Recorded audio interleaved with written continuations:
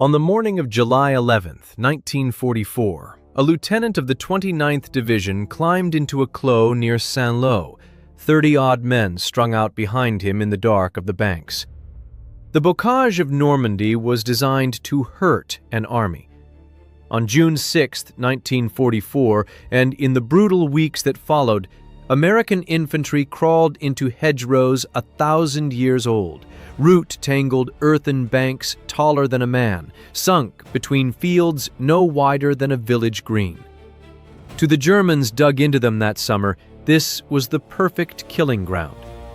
A single machine gun sighted in a hedge corner could hold a field.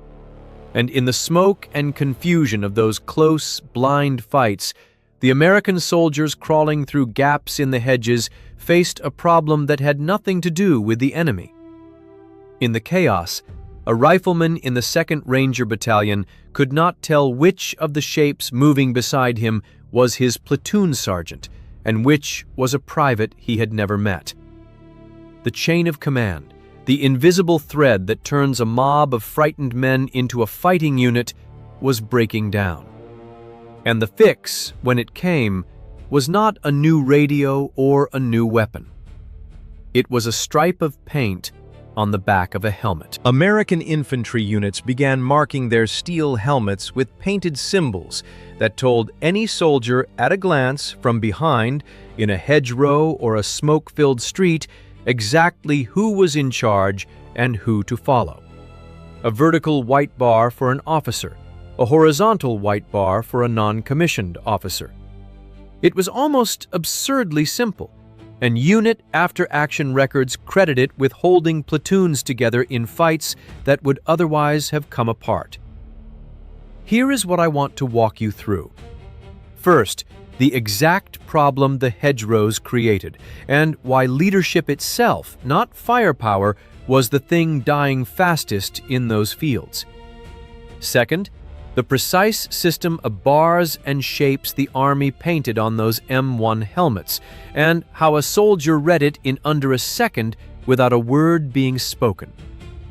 Third, why the German Army, which prided itself on tactical initiative, never adopted anything like it, and what that tells us about two very different theories of how armies fight. Fourth, the deadly cost of the system. The reason a painted stripe could turn a helmet into a target, and the quiet way the men solved that, too. And fifth, how a battlefield improvisation survived to become doctrine because staff officers chose not to crush it. There is one detail about who painted these marks and when that most accounts get wrong, and I will come back to it, because the mistake tells you something about how history remembers small things. I've spent years reading these after-action reports, the kind of documents written by exhausted staff officers in the field and filed away for 80 years. What I keep finding in them is that wars are not decided only by the grand decisions of generals. They are decided again and again by tiny practical fixes invented by men under fire who simply needed to survive the next hour. The helmet stripe is one of those fixes, and once you understand it, you cannot unsee it in every photograph from that summer. To understand the trap, you have to understand the ground itself, because the bocage was not ordinary countryside. It was terrain that had been slowly weaponized by 1,000 years of farming. Norman farmers had built their field boundaries by piling earth into banks 3 to 6 feet high, then planting hedges of hawthorn, hazel, and oak along the crest. And over centuries, the roots had grown down into the banks and knitted the whole mass into something closer to a fortress wall than a garden hedge. A single field, what the French called a clos, might be 100 feet on a side, walled on all 4 edges by these banks, with a sunken lane running between them. Allied planners had studied aerial photographs of Normandy for months before the invasion, and had seen the hedgerows as thin, dark lines on the imagery, the kind of thing you note and move past. What the flat, top-down photographs could not show was height and density, and the way each field became a separate sealed room. When the American First Army pushed inland from the beaches, it discovered that it had to fight for every one of these rooms, and there were, by one staff estimate, several thousand of them in the zone between the coast and St. Lo alone. The Germans, meanwhile, had been living in this ground for weeks. They had sighted machine guns to fire along the base of a hedge, grazing the field at ankle height, so that a man crossing it was cut down before he understood where the fire came from.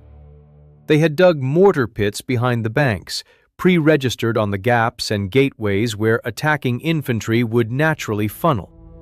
Every hedgerow the Americans took simply put them at the foot of the next one, with the whole problem beginning again.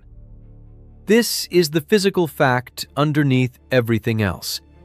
The bocage did not just slow an army, it dismembered it, cutting a battalion into a scatter of blind squads, each one trapped in its own walled room, unable to see the room next door. Consider a lieutenant named Charles, a platoon leader in an infantry division that came ashore at Omaha Beach in the days after the initial landings. He is 23 years old. Before the war, he had never given an order more consequential than telling a younger brother to be home by dark. Now, 38 men answer to him, and on his second day inland, in a field near the town of Isigny, his platoon becomes trapped in exactly the situation the bocage was built to create. The hedgerow to his front is held. His men are strung along the base of the hedge to his rear, invisible to one another, each pressed into the dirt behind an earthen wall taller than they are. Charles needs to move his platoon left into a sunken lane before a German mortar crew finds the range. And he cannot. He cannot stand up to point because standing up in that field means dying. He cannot shout a name because the German machine gunners 40 yards away are listening for exactly that, and a shouted name draws fire the way a match draws a moth. His radio operator is somewhere to the right, out of sight, and even if the radio man were beside him, it would not help him reach the man 20 feet down the hedge, because the radios of that summer, the heavy SCR 300 backpack set and the smaller SCR 536 handy-talkie, were built to link a platoon to its company, not one crawling rifleman to the next. The SCR 536 had a reliable range of barely a mile in the open and far less among the wet banks and dense foliage of the bocage, which soaked up its signal, and there was one radio for a whole platoon, not one per man. When Charles tries to pass an order down the line, it moves the way a whisper moves through a crowded, terrified room, man to man, garbled, slowing, dying before it reaches the far end. By the time the order to move left has traveled 30 yards, it has become an order to move right, and half the platoon is now crawling toward the guns instead of away from them. Charles loses 4 men in that field in under 10 minutes, and afterward, in the after-action report, the cause is written down not as enemy fire, but as, and I am paraphrasing the dry language of these documents, a failure of internal control. The platoon could not command itself. And the reason it could not command itself is that in the bocage, no one could see who the leader was. A leader who cannot be seen cannot lead. A leader who must announce himself to be seen gets killed announcing himself. This was the trap, and it was killing junior officers and sergeants faster than almost anything else in the campaign, because leaders, by the nature of their job, are the ones who lift their heads, who move first, who expose themselves to see the ground. The picture from that summer is stark. Contemporary reports describe junior officer losses in Normandy rifle platoons running unusually high, higher than the rate for the men they led. And some divisions burned through their junior lieutenants so fast that replacements arrived, led for a day or two, and were carried out before anyone in the platoon had learned their names. Charles is a composite of hundreds of men, but the failure he lived through is drawn straight from the records, and it was happening in every division in Normandy that June. So, how does an army fix a problem that lives entirely in the eyes, in that half-second when a frightened man turns his head and needs to know, without a single word, who to follow? You cannot fix it with more training, because the men were already trained. You cannot fix it with radios, because there were never enough, and radios die in the wet and the shock. The fix had to work at a glance, from behind, in bad light, through smoke, on a man whose face you could not see because he was face down in the dirt like you were. The only part of an American soldier reliably visible in that situation was the back of his steel helmet, that curved dome of the M1 rising just above the grass. Think about what the M1 helmet actually was, because the choice of surface was not arbitrary. It was a shell of manganese steel, its shape a smooth, continuous curve with no flat planes, painted a dull olive drab and often textured with cork grit to kill any shine. Some 7 million of them had been produced by the time of the invasion, and every American soldier on that ground wore the identical shape. It was the one object in a platoon that was standardized, always present, always oriented the same way, and always pointing forward when its wearer was moving toward the enemy. That last fact is the quiet genius of it. Because a man leads from the front, the back of his helmet is exactly the surface his followers see, and it is the one surface an enemy in front of him cannot. And so the army painted it. The system was almost childishly plain, which is exactly why it worked. On the rear of the helmet, a vertical white bar, a single stripe running up and down, marked a commissioned officer. A horizontal white bar, a single stripe running side to side, marked a non-commissioned officer, a sergeant. That was the core of it. One bar, 2 orientations, 2 meanings. A soldier did not have to read a rank insignia, did not have to recognize a face, did not have to hear a name. He turned his head, he saw a vertical stripe rising above the grass 10 feet to his left, and his body knew, faster than thought, follow that man. The information passed through the eye and into action without ever touching language. There is a reason this worked at the speed it did, and it has to do with how the human eye handles orientation. The visual system processes the angle of a simple line preconsciously before the brain has assembled anything as slow as a shape or a word, which is why a vertical stroke and a horizontal stroke can be told apart in a fraction of the time it takes to read even a single letter. The Army did not know the neuroscience by name, but the men who painted those bars had discovered the principle by feel. In a place where every spoken word could draw a bullet, that silence was the entire point. The origin of the mark is older than Normandy, and this is the detail most accounts get wrong. It is usually told as a beach improvisation, a flash of genius invented in the chaos of D-Day on the 6th of June, and that is the myth. The bars did not begin on the beaches. Officers and sergeants had been experimenting with helmet markings in the training camps of England and even in the earlier fighting in Sicily and Italy, and the specific bar system is most closely associated with the initiative of leaders in units like the 29th Division, refined and spread in the months before the invasion. The 29th had spent the better part of 2 years in England, training over and over across the hedgerows of Devon and the downs of the south coast, terrain that happened to resemble Normandy closely enough that men who fought in both remembered the likeness. It was in that long grind of rehearsal, not in the panic of the landing, that leaders noticed how easily a unit lost track of itself in broken country and began painting the answer onto steel. So the correction is this: the mark was not born on a bloody beach on June 6th.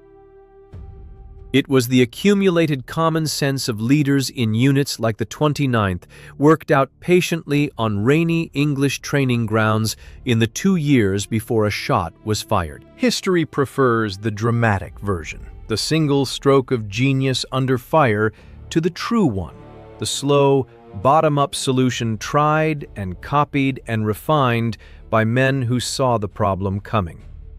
And that preference is itself the lesson, because it is exactly how history remembers small things, reaching for the vivid moment and losing the patient, unglamorous truth underneath.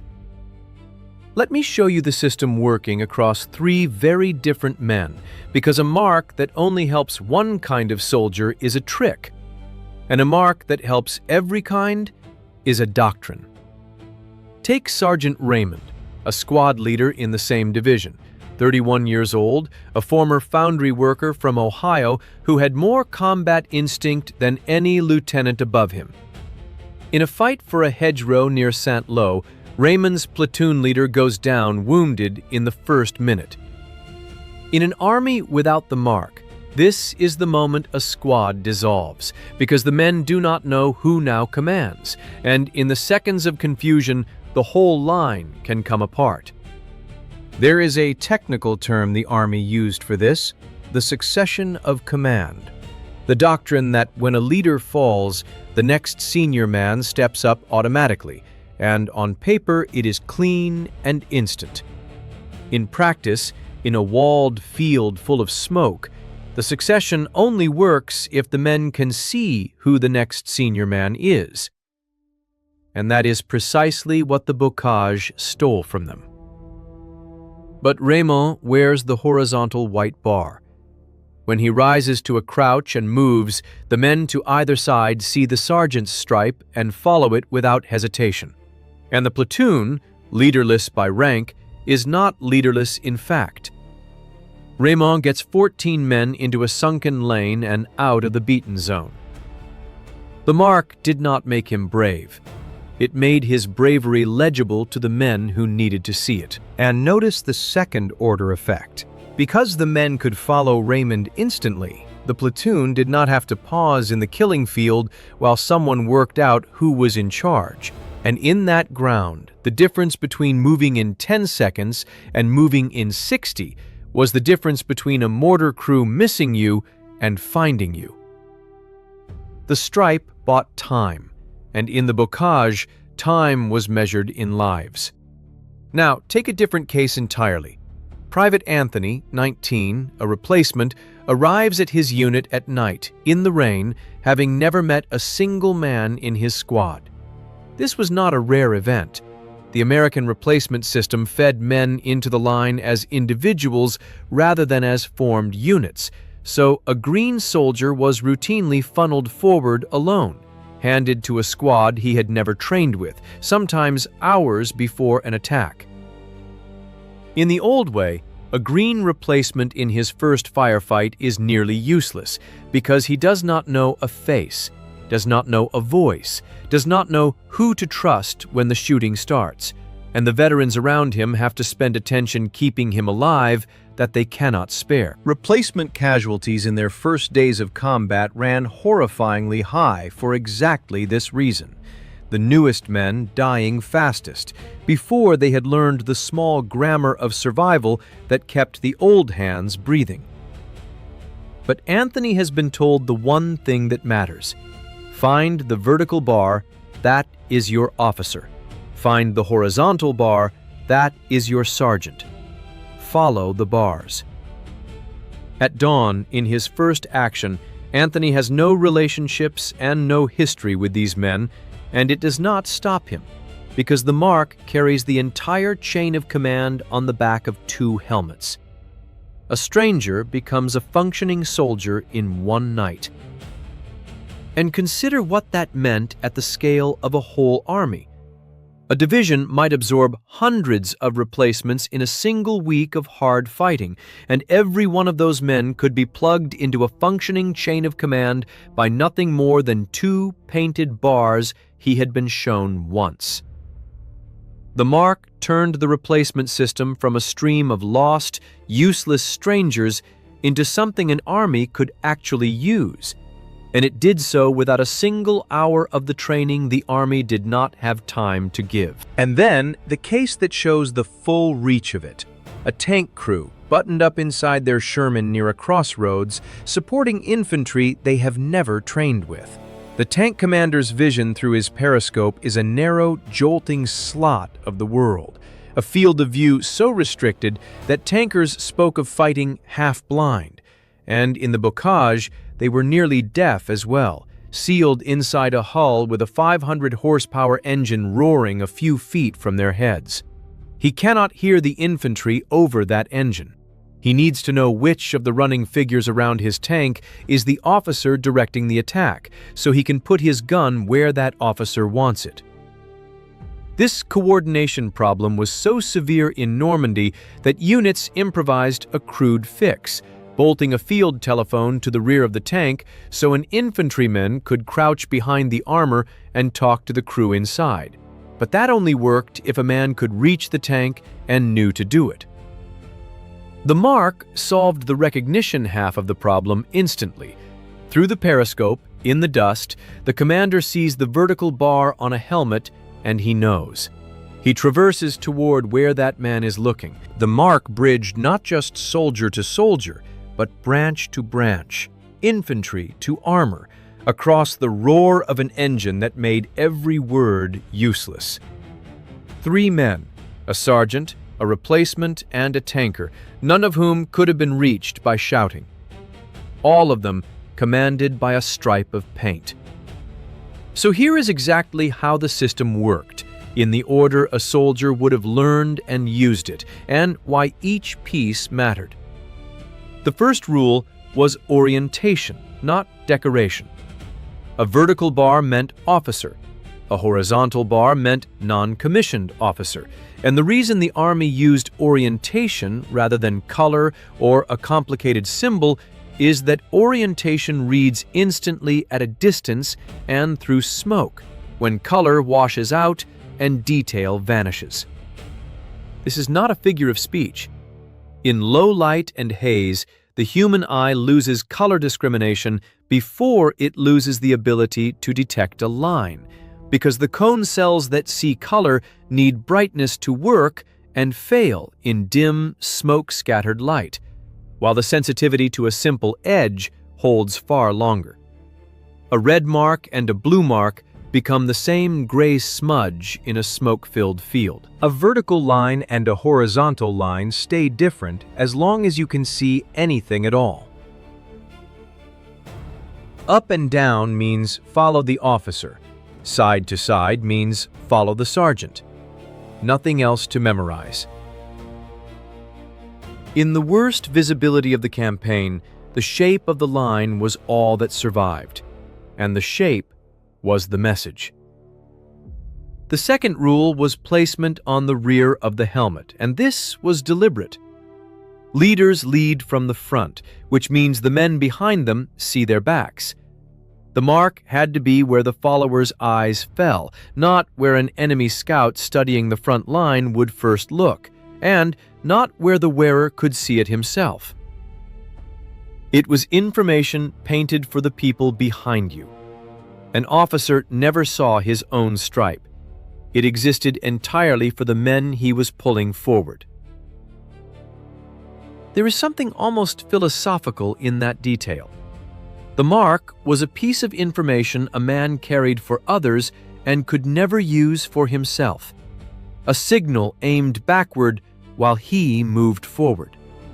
And it captures the whole nature of the job. A leader's visibility was not for his own benefit. It was a service he rendered, at his own risk, to the men following in his wake. The third rule was unit-level variation, and this is where the tidy textbook version breaks down. Different divisions painted different marks. Some added shorter tick marks or additional bars to distinguish company from platoon leaders.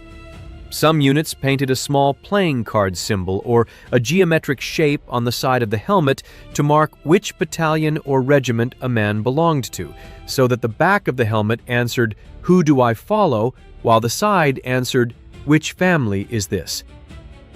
Some used the bars purely for officers and sergeants and nothing more. There was no single army-wide regulation stamped from the top down at first, which is precisely why the mark spread so fast and fit so well. Each unit painted what its own men needed, and a soldier learned his own division's code the way he learned the faces of his squad. The lack of a rigid standard was not sloppiness, it was the system's strength, because it let the fix evolve at the speed of the fighting. A division discovering a shortcut comm one week and painting a solution onto 3,000 helmets the next, with no memorandum to write and no approval to wait for. The fourth rule, and the hardest one, was that the mark was double-edged, and every man knew it. This is the deadly cost I promised you. A stripe that tells your own men who to follow also tells the enemy who to shoot. German snipers and machine gunners in Normandy were not fools, and their doctrine had long taught them to kill the leaders first, to decapitate a unit and let it flounder. A marked helmet was a marked target, because killing the man with the vertical bar killed the platoon's brain. And contemporary reports bear this out, describing junior officers and senior sergeants dying at brutal rates in the bocage, the very mark that held their units together, also painting a bullseye on the men wearing it. The army knew this and made a hard, cold trade. A platoon that could command itself and lose its leader was worth more than a platoon that hid its leaders and dissolved the moment the shooting started. Run the grim arithmetic the way a staff officer would have. If the mark cost you a few more leaders killed, but let every squad in the division move and fight without pausing to find its head, the trade paid for itself many times over, because a leaderless platoon in a hedgerow could lose far more men in one botched minute than the mark would ever cost. Leadership had to be visible to be useful, and being visible meant being vulnerable. There was no way around it. The men who wore the stripe wore their own risk on the back of their heads, and they wore it knowing exactly what it meant. The fifth rule was how they answered that cost, quietly, without ever abandoning the mark. Some officers dulled the paint, using off-white or a grayed stripe that a friendly soldier close behind could still read, but that did not flare white to a sniper 200 yards out. Some units moved to smaller, thinner bars, trimming the stripe down to the minimum that a man 10 feet back could still read. Some officers went further and stripped the visible badges of rank entirely, the shiny bars on the collar and the helmet front that a sniper's scope loved, trusting the rear stripe to do the work of command, while giving the enemy nothing bright to aim at from the front. The tension was permanent, and it was never fully solved because it could not be.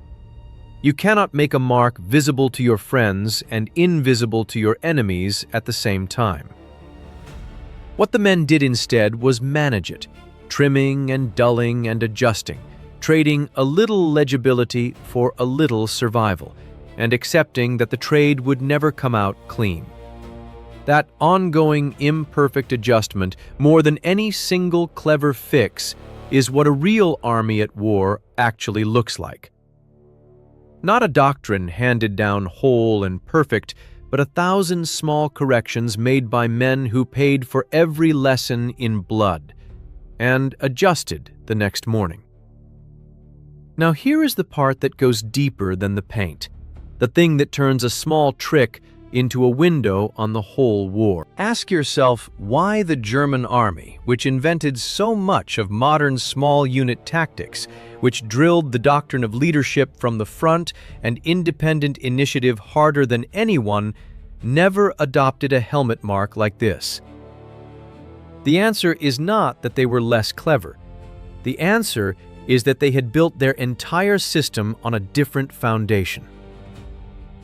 The German army called it Auftragstaktik, mission-type tactics, the principle that a commander told his subordinates what result he wanted and left the how entirely to them, pushing decision-making down to the lowest possible level. German small units were meant to run on the trained initiative of every soldier, on a shared understanding so deep that any man could take up the fight if his leader fell, using intent rather than a visible pointer to the leader. A corporal was expected to grasp the intent behind his lieutenant's orders well enough to carry them forward if the lieutenant died, without being told and without needing to see who had inherited command, because in principle, he already knew where the fight was meant to go. It is a beautiful idea, and in a veteran unit it worked. And it worked so well in the early war years that armies around the world have studied it ever since. But by the summer of 1944, the German army in Normandy was no longer that army. It was worn down by 5 years of war and the meat grinder of the Eastern Front, where the divisions that embodied that doctrine best had largely been destroyed.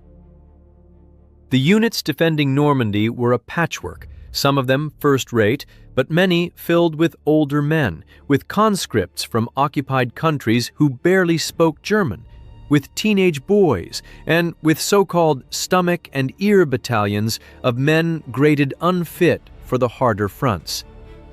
Its beautiful theory of universal initiative had less and less to run on, because the theory assumes every man is a trained and willing soldier who understands the intent, and a battalion of unwilling conscripts is not that.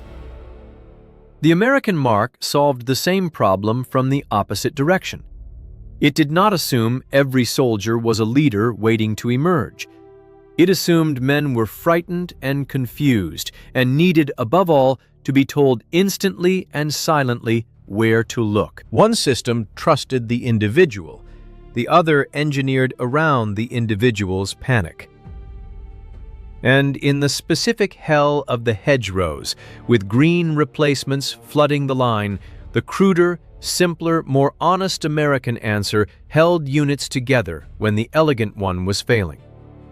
The German approach was a finer instrument, but it demanded a finer material to work on, and by 1944, that material was gone. The American approach asked less of the men and gave more back. And in a long war of attrition, that is the design that survives. That is the real lesson of the stripe. A whole theory of war painted in one white bar. There is one more move here, the advanced piece that most tellings leave out. The mark did not stay an improvisation.